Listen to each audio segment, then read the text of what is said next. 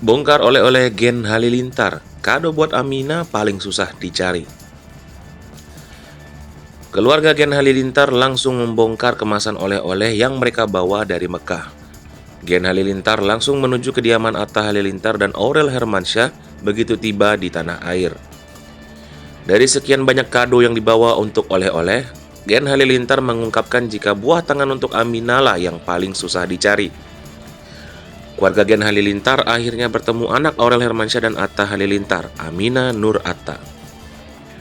Setelah kembali ke tanah air, Gen Halilintar langsung berkunjung ke rumah Atta Halilintar untuk menemui Amina.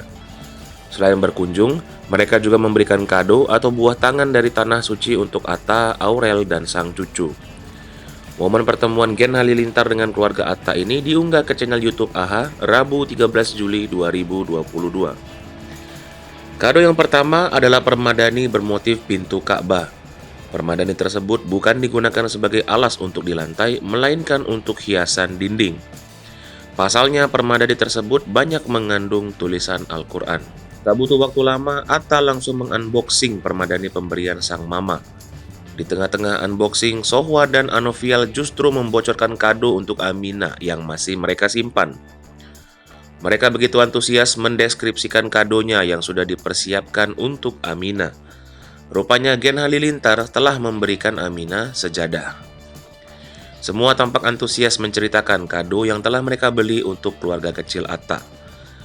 Kado pertama akhirnya berhasil dibuka. Atta dan Aurel dibuat kagum dengan permadani pemberian sang mama. Bahkan Atta langsung mencari dinding di rumahnya yang pas untuk permadani tersebut. Namun sang ayah menahannya. Anovial meminta Atta untuk memasang hiasan dinding tersebut di rumah barunya saja.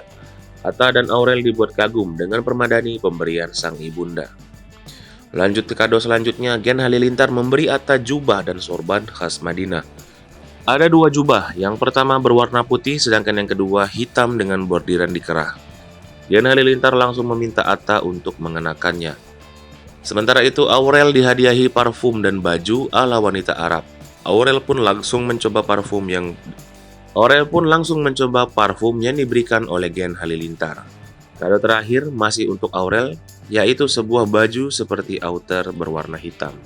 Hai pemirsa Sri Popo TV, jangan lupa komen, like, dan subscribe, serta tonton terus berita-berita terupdate lainnya ya.